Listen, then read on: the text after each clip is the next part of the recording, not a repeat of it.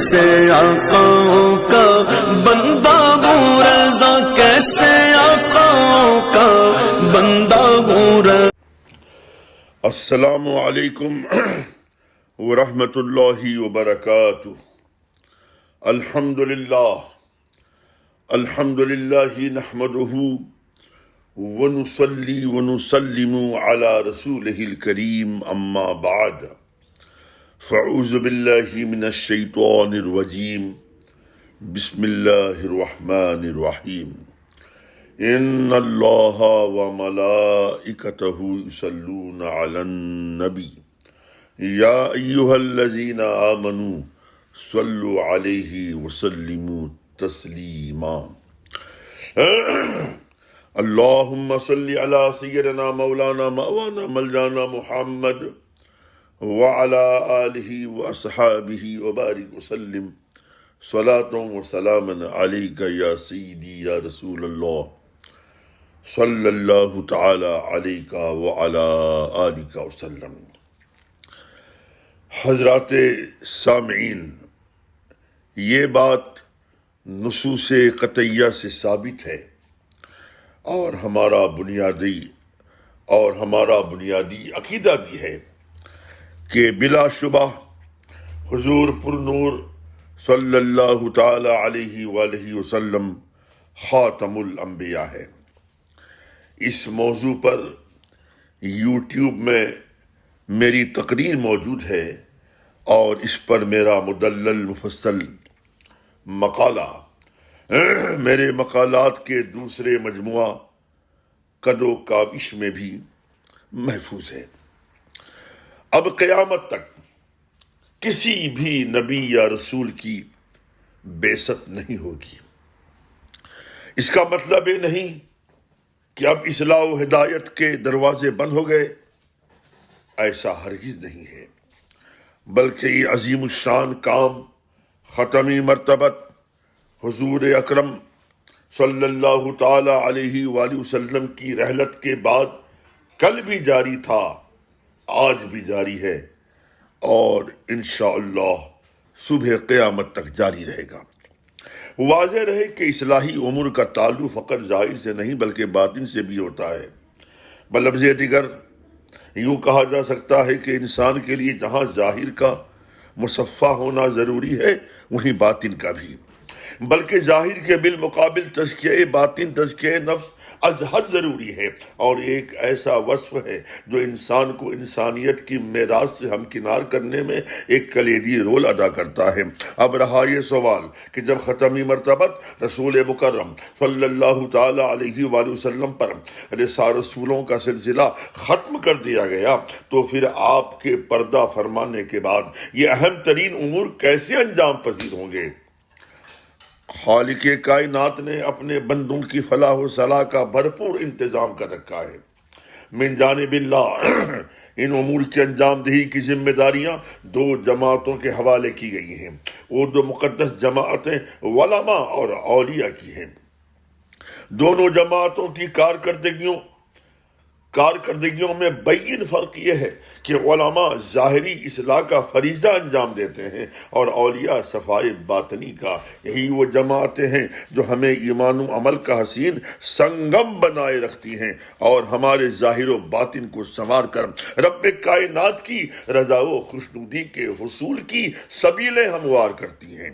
یہی وجہ ہے کہ ہر دور میں علماء اور اولیاء کی کثیر تعداد رہی اور یہ ذوات مقدسہ اصلاح امت کی روشنیاں بکھیرتے ہوئے خاتم الانبیاء علیہ الصلوۃ والسلام کی نیابت کا حق ادا کرتی رہیں۔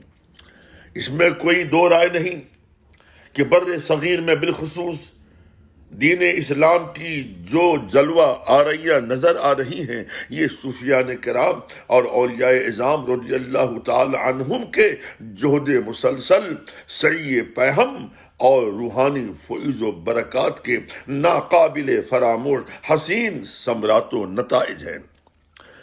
ان ذوات مقدسہ نے اپنے اخلاقی، ایمانی اور روحانی اقدار سے کفر و شرک کا نہ صرف یہ کہ قلعہ کما کیا بلکہ ہر چہار جانب اسلام کی روشنیاں بکھیری۔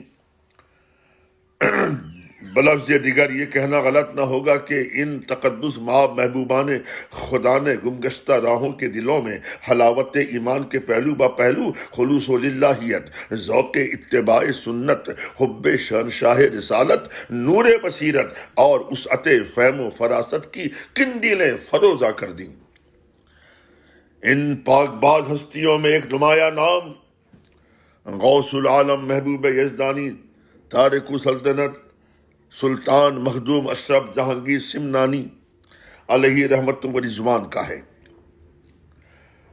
میں شہدائے اولیاء ملت، لیاقت ملت، ناشر مسلکی اعلیٰ حضرت قاری لیاقت رضا نوری کا بے حد ممنون ہوں کہ آپ نے مجھے یہ ضروری موقع فراہم کیا کہ میں حضرت مخدوم پاک علیہ رحمت و رضوان کی بارگاہ جلوہ بار میں خراج عقیدت پیش کر سکوں۔ میرا خیال ہے کہ ایپیڈیمک کے دور سے متواتر سلسلہ وار آپ مختلف مقتدر شخصیات کی عظمت شان پر محافل کا انعقاد انتہائی عقیدت و احترام کے ساتھ کرتے رہے ہیں۔ مختلف بلاد و امصار کے عقیدت مندان حضرات ان محافل سے مستفیض ہو رہے ہیں۔ اللہ تبارک و تعالی حضور لیاقت ملت کے مسائی جلیلہ کو قبول فرمائے اور انہیں بہتر سے بہتر صلہ عطا فرمائے۔ حضرت مخدوم پاک علیہ رحمت و رضوان کی ذات ستودہ صفات ایسی ہے کہ آپ کی عظمت شان بیان کرنے کے لیے آدھا گھنٹہ بالکل ناکافی ہے۔ میں کوشش کروں گا کہ مختصراً ہی صحیح جو حضرت مخدوم پاک کی سیرت و حیات کے اہم گوشے ہیں وہ میں پیش کر سکوں۔ آپ کی ولادت باسعادت سے پہلے سرور عالم نور مجسم صلی اللہ تعالی علیہ وآلہ وسلم نے نہ صرف یہ کہ آپ کے والد گرامی سلطان سید ابراہیم کو اپنی زیارت سے بہرہ مند فرمایا بلکہ 2 فرزند ارجمند کی ولادت کا مژدہ جاں فضا بھی دیا، نیز ان دونوں کے نام بھی تجویز فرمائے۔ مختصراً واقعہ کچھ اس طرح ہے کہ حضرت مخدوم پاک علیہ رحمت و رضوان کے والد بزرگوار سلطان سید ابراہیم کی اولاد نرینہ نہیں تھی۔ سلطنت و حکومت ہونے کے باوجود بڑے مغموم اور غمگین رہا کرتے تھے اور خداوند قدوس کی بارگاہ میں بسا اوقات بطریق الہا دعائیں اور اظہار تمنا کرتے کہ بار الہ اپنے فضل و کرم سے مجھے بیٹا عطا فرما دے۔ سیدی اعلیٰ حضرت رضی اللہ تعالی عنہ نے اپنے ایک نعتیہ کلام کے مقطع میں بجا فرمایا، اے رضا ہر کام کا ایک وقت ہے، اے رضا ہر کام کا ایک وقت ہے، دل کو بھی آرام ہو ہی جائے گا۔ دعاؤں پہ دعائیں کرتے رہے مگر ایک دن اچانک حضرت مخدوم پاک کے والد مکرم کے ہم نام ایک مجذوب حضرت شیخ ابراہیم جو شہر سمنان میں سکونت پذیر تھے شاہی محل میں جلوہ فگن ہوئے۔ سلطان سید ابراہیم اور ان کی اہلیہ ملکہ عالیہ نے ان کا بے حد احترام کیا، انہیں بڑی عزت و شان کے ساتھ بٹھایا اور ان کے سامنے مؤدب کھڑے ہو گئے۔ یاد رہے کہ حضرت مخدوم پاک کے والد اکرم سلطان سید ابراہیم ایک بزرگ کامل اور آپ کی والدہ ماجدہ قائمۃ اللیل اور صائمۃ الدہر تھیں۔ حضرت شیخ ابراہیم مجذوب نے خود ہی سوال کیا کہ اے سلطان، کیا تو اللہ تبارک و تعالیٰ سے بیٹا مانگتا ہے؟ اچانک بیٹے کا لفظ سن کر دونوں ایموشنل یعنی جذباتی ہو کر کہنے لگے، ہاں ہاں ہماری دیرینہ تمنا ہے، مگر اب تک ہماری تمنا جشن تکمیل نہ ہو سکی۔ آپ اللہ تعالیٰ کے برگزیدہ بندے ہیں، عند اللہ آپ کا مرتبہ بہت ہی ارفع و اعلیٰ اور برتر و بالا ہے۔ دعا فرما دے حضور والا تاکہ ہماری آرزو صد رشک انجمن بن جائے، ہماری تمنا بقعہ نور بن جائے۔ سلطان و ملکہ کے بے تاب اظہار تمنا کو دیکھتے ہوئے حضرت شیخ ابراہیم مجذوب نے فوراً خداوند قدوس کی بارگاہ میں دعا فرمائی کہ مولا تعالیٰ سلطان کو اولاد نرینہ عطا فرما کر انہیں شاد کام کر دے۔ پھر کیا تھا، سلطان سید ابراہیم کا نصیبہ چمک اٹھا، تقدیر کا ستارہ مسکرا پڑا۔ عالم خواب میں سرور عالم نور مجسم خلیفۃ اللہ اعظم فخر آدم و بنی آدم روحی فدا جناب محمد رسول اللہ صلی اللہ تعالی علیہ وآلہ وسلم کا دیدار نصیب ہوا، اور آقا کریم صلی اللہ تعالی علیہ وآلہ وسلم نے فرمایا، اے ابراہیم، مغموم ہونے کی اب چندہ ضرورت نہیں، تیری تمنا کی تکمیل کا اب وقت آ پہنچا ہے۔ اللہ کے کائنات تجھے 2 فرزند عطا فرمائے گا، بڑے کا نام اشرف اور چھوٹے کا نام عارف رکھنا۔ سرکار ابد کرام دونوں عالم کے مالک و مختار رسول ہاشمی وقار صلی اللہ تعالی علیہ وسلم نے یہ بھی فرمایا کہ اشرف درجہ ولایت پر فائز ہوگا اور بارگاہ خداوند قدوس میں انتہائی مقرب ہوگا، لہذا تم اس کی پرورش و تربیت میں کوئی کمی نہیں کرنا۔ حضور پر نور صلی اللہ تعالی علیہ وآلہ وسلم کی بشارت کے مطابق سلطان سید ابراہیم کے گھر یکے بعد دیگر 2 فرزند کی ولادت ہوئی۔ چنانچہ حضرت مخدوم پاک علیہ رحمت و رضوان کی ولادت باسعادت ملک سمنان کے صوبہ خراسان کے دارالسلطنت شہر سمنان میں 707 عیسوی کو ہوئی۔ اللہ تبارک و تعالیٰ نے آپ کے اندر بے پناہ ذہانت و فطانت عطا فرمائی تھی، بھلا کیوں نہ ہو آپ جو بشارت رسول خدا ٹھہرے۔ تاریخ اس امر پر شاہد ہے کہ حضرت مخدوم پاک علیہ رحمت و رضوان نے صرف یہی نہیں کہ 7 برس کی عمر میں قرات سبا کے ساتھ پورا قرآن حفظ کر لیا، بلکہ 14 برس کی عمر میں تمام علوم متداولہ میں ید طولہ حاصل کر لیا۔ آپ نے جہاں علوم دین کی اشاعت تدریس و تقریر کے ذریعہ کی، وہیں تحریراً بھی خوب ترویج فرمائی۔ آپ کا شمار کثیر التصانیف میں ہوتا ہے۔ آپ کی تصنیفات صرف عربی و فارسی میں نہیں بلکہ اردو زبان میں بھی ہے۔ اس پر مستزاد یہ کہ حضرت مخدوم پاک کو اردو کا پہلا ادیب تسلیم کیا جاتا ہے، اور اخلاق و تصوف نامی کتاب آپ کی اردو زبان میں پہلی نثری تصنیف مانی جاتی ہے۔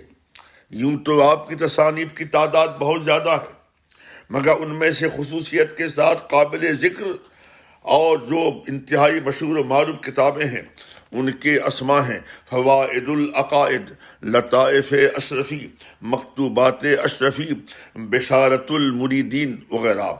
آپ کے تصنیفی کارناموں میں سب سے اہم اور لائق مدح و تحسین کار نمایاں ہے آپ کا فارسی زبان میں ترجمہ قرآن مقدس۔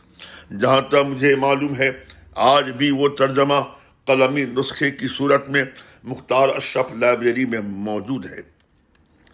آپ کے اساتذہ میں ایسے حضرات کے نام آتے ہیں جو جی صلاحیت ہونے کے ساتھ ساتھ مستند و معتبر بھی ہیں، مثلا شیخ رکن الدین سمنانی، شیخ عبدالرزاق کاشی، امام عبداللہ یافعی، سید علی حمدانی، شیخ عماد الدین تبریزی۔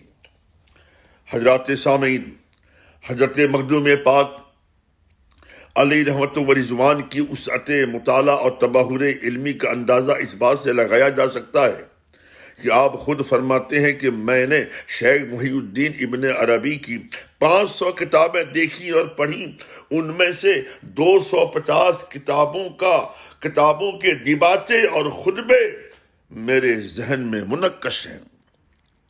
حضرت مخدوم پاک علیہ رحمت و رضوان کی پاکیزہ حیات و سیرت کے مطالعے کے بعد اپنے ٹھہرے اغیار کو بھی اس ناقابل انکار حقیقت پر سر تسلیم خم کرنا پڑتا ہے کہ آپ کی ذات ستودہ صفات، آپ کی ذات بابرکات، علم و فن، زہد و ورع، مجاہدات و عبادات و اخلاقیات، صبر و تحمل اور جود و سخا کی حسین مرقع تھی۔ تصوف میں آپ کو ایسا مقام حاصل ہے کہ خیر التابعین حضرت اویس قرنی رضی اللہ تعالی عنہ نے آپ کو عالم خواب میں نہ صرف یہ کہ زیارت سے شاد کام فرمایا بلکہ ذکر اویسیہ کی بھی تعلیم فرمائی۔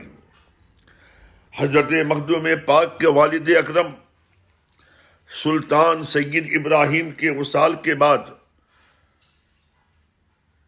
17 سال میں سمنان کے بادشاہ بنائے گئے۔ تاریخ کے اوراق شاہد ہیں کہ آپ کے 8 سالہ دور حکومت میں دنیا نے پورے سمنان کا ماحول دیکھا، یعنی آپ نے پورے سمنان کو عدل و انصاف کا گہوارہ اور علم و فن کا سرچشمہ بنا دیا۔ 8 سال کے بعد یعنی جب آپ کی عمر 25 سال کی تھی تو ایک دن حضرت خضر علیہ السلام جلوہ افروز ہوئے اور حضرت مخدوم پاک سے فرمایا کہ اگر سلطنت الہی مطلوب ہے تو سمنان کی حکومت کو ترک کر کے ہندوستان جاؤ اور شیخ علاء الدین سے اپنا حصہ لے کر رب قدیر کی متاع رضا حاصل کرو۔ اس خواب کے بعد آپ نے سلطنت کو خیر بات کہا، اپنے بھائی سید عارف کو تخت و تاج سونپ کر ہندوستان کے لیے آپ نے رخت سفر باندھا۔ آپ کی سیرت و حیات پر لکھی ہوئی کتابیں شاہد ہیں کہ آپ کی ہر دل عزیزی اور مقبولیت و محبوبیت کا یہ عالم تھا کہ جب آپ سمنان سے جانب ہند پابا رکاب ہوئے تو 12,000 سپاہی آپ کے ساتھ تھے، لیکن آپ نے 3 منزلوں پر ہی انہیں یہ کہہ کر رخصت فرما دیا کہ میں ہندوستان حکومت کرنے نہیں جا رہا بلکہ اپنی روحانی تشنگی رفع کرنے اور خلق اللہ کی خدمت کرنے جا رہا ہوں۔ علاوہ عظیم جو کچھ بھی مال و اسباب آپ کے پاس تھے آپ نے سب فقراء میں تقسیم کر دیا۔ سمنان سے منزل بمنزل دہلی آنے سے پہلے آپ کی حضرت مخدوم جہانیان جہاں گشت سید جلال الدین بخاری علیہ رحمت و رضوان کی خانقاہ میں 3 دن آپ نے گزارے۔ حضرت مخدوم جہاں نے آپ کو سلسلہ سہروردیہ کی اجازت و خلافت عطا کرنے کے بعد فرمایا فرزند اشرف تاخیر نہ کرو، جلد از جلد بنگال پہنچو، کیونکہ وہاں شیخ علاء الدین بڑی بے صبری کے ساتھ تمہارا انتظار کر رہے ہیں۔ ایک وقت وہ بھی آیا کہ حضرت مخدوم پاک رضی اللہ تعالی عنہ مالدہ کے مقام پنڈوا جو ہی پہنچے تاجدار تصوف حضرت شیخ علاء الدین علیہ رحمت و رضوان نے حضرت مخدوم پاک کا اس قدر شاہانہ انداز سے استقبال کیا کہ دیکھنے والوں کی آنکھیں خیرہ ہو کر رہ گئیں۔ حضرت شیخ علاء الدین علیہ رحمت و رضوان نے آپ کو بیعت کے ساتھ ساتھ اجازت و خلافت سے بھی بہراور فرمایا اور آپ کو جہانگیر کے لقب سے ملقب فرمایا۔ 1-2 سال نہیں بلکہ حضرت مخدوم پاک نے اپنے مرشد کی صحبت بافیض میں 12 سال کا طویل عرصہ گزارا، اور ان 12 سالوں میں کس قدر آپ روحانی بالیدگیوں سے سرشار ہوئے اس کا اندازہ کون کر سکتا ہے۔ حضرت مخدوم پاک علیہ رحمت و رضوان کے دور میں سحر کے اثرات یعنی جادو کے اثرات روز بروز شدت پکڑتے جا رہے تھے۔ لوگ سحر کی طاقت اور شعبدہ بازیوں سے شرک و کفر کو عام کرنے کی ناپاک کوششوں میں لگے ہوئے تھے۔ آپ نے اپنے روحانی تصرفات و اقدار اور کرامات کے ذریعہ ہزاروں کفر و شرک کے خوکروں کو اسلام کے زیور سے آراستہ و پیراستہ کیا، اور پوری زندگی دین متین اور خلق اللہ کی خدمت میں خندہ و فرحاں صرف کر دی۔ پاسبان ملت خطیب مشرق حضرت علامہ مشتاق احمد نظامی علیہ رحمت و رضوان نے اپنی کتاب مستطاب میں حضرت مخدوم پاک کا ایک واقعہ قلم بند فرمایا، جس کو پڑھنے کے بعد حضرت مخدوم پاک کے جذبہ خدمت خلق حضرت مخدوم پاک کا جذبہ خدمت خلق مزید واشگاف ہو جاتا ہے۔ آپ تحریر فرماتے ہیں، حضرت مخدوم پاک ایک دن کمر باندھ رہے تھے۔ حضرت مرشد نے پوچھا، کیا کر رہے ہو؟ آپ نے فرمایا، خدمت خلق کے لیے کمر کس رہا ہوں۔ مرشد نے بزبان فارسی فرمایا، اگر می بندی محکم ببند کہ ہیج درمیان نداری، یعنی اگر کمر کس رہے ہو تو مضبوطی سے کسو تاکہ پھر کوئی چیز درمیان میں نہ رہے۔ آپ نے فرمایا، آرزوئے نفس ازمیاں بیرو کشیدم تا زندہ، یعنی جب تک زندہ رہوں گا نفس کی آرزوؤں کو میں دور ہی رکھوں گا۔ یوں تو حضرت مخدوم پاک کے اقوال ذرری کثیر وقی ہیں، مگر میں خدمت خلق سے متعلق آپ کے ایک انتہائی اہم اور درس خیز قول پیش کر کے تقریر ختم کرنا چاہوں گا۔ حضرت مخدوم پاک فرماتے ہیں کہ بعض لوگوں کا خیال ہے کہ نوافل پڑھنا خدمت خلق سے بہتر ہے۔ ان کا یہ خیال غلط ہے، کیونکہ خدمت کا جو اثر قلب پر پڑتا ہے وہ ظاہر ہے، اور دونوں کے نتائج پر نظر کرتے ہوئے یہ تسلیم کرنا پڑتا ہے کہ خدمت خلق نوافل پڑھنے سے بہتر ہے۔ اسی لیے انگریزی میں کہا جاتا ہے service to man worship to Allah the almighty, یعنی انسانوں کی خدمت، خلق اللہ کی خدمت دراصل خداوند قدوس کی عبادت ہے۔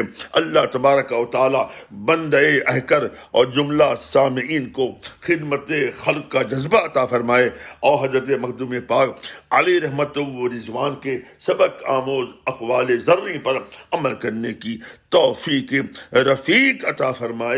وما علیہ الا البلاغ المبین۔ اب چلتے چلتے عادت کے مطابق چند اشعار حضور والا کی شان میں سماعت فرمائے۔ مطلع حاضر کر رہا ہوں۔ بے بدل عابد غفار ہیں مخدوم اشرف، بے بدل عابد غفار ہیں مخدوم اشرف، غرق عشق شہ ابرار ہیں مخدوم اشرف، غرق عشق شہ ابرار ہیں مخدوم اشرف۔ اور شعر سنیے گا، پرثبات ان سے ہیں اعمال کے ابواب اب تک، پرثبات ان سے ہیں اعمال کے ابواب اب تک، دینی اسباق کے معیار ہیں مخدوم اشرف، دینی اسباق کے معیار ہیں مخدوم اشرف، اور ظلمتیں ناپتی پھرتی رہیں اپنا رستہ۔ اس شعر پر توجہ دیجیے گا خصوصی طور پر کہ ظلمتیں ناپتی پھرتی رہیں اپنا رستہ، قلب مومن میں ضیا بار ہیں مخدوم اشرف، قلب مومن میں ضیا بار ہے مخدوم اشرف، اور معترف ان کے کمالات کے ہیں اہل دل، معترف ان کے کمالات کے ہیں اہل دل، رشک اوصاف کے گلزار ہیں مخدوم اشرف، رشک اوصاف کے گلزار ہے مخدوم اشرف۔ اور یہ شعر بھی آپ کی سماعت کے حوالے کر رہا ہوں کہ دے نہیں سکتی ضرر، دے نہیں سکتی ضرر رنج و علم کی آندھی، دے نہیں سکتی ضرر رنج و علم کی آندھی، مضطرب دل کے نگہدار ہیں مخدوم اشرف، مضطرب دل کے نگہدار ہیں مخدوم اشرف، اور ان کے اذکار سے لپٹے ہوئے لمحے ہیں گواہ۔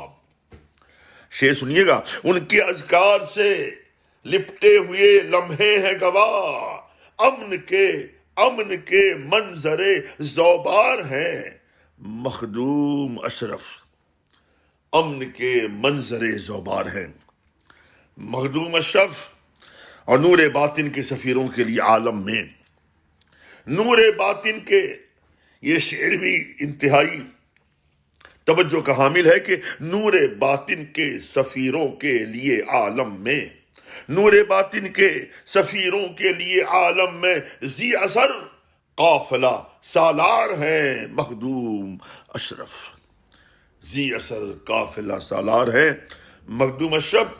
اب آخری شعر کہ ان کے دامان کرم سے رہے رشتہ قائم، ان کے دامان کرم سے رہے رشتہ قائم، رفعت فکر کے آثار ہیں مخدوم اشرف۔ اب مقطع پیش کر رہا ہوں، بغور سماعت فرمائیں کہ روبرو ان کے خیرت کا سر تسلیم ہے خم، خیرت کہتے ہیں عقل کو، روبرو ان کے خیرت کا سر تسلیم ہے خم، قدسی یوں کاشف استار ہیں مخدوم اشرف، بے بدل عابد غفار ہیں مخدوم اشرف، غرق عشق شہ ابرار ہیں مخدوم اشرف۔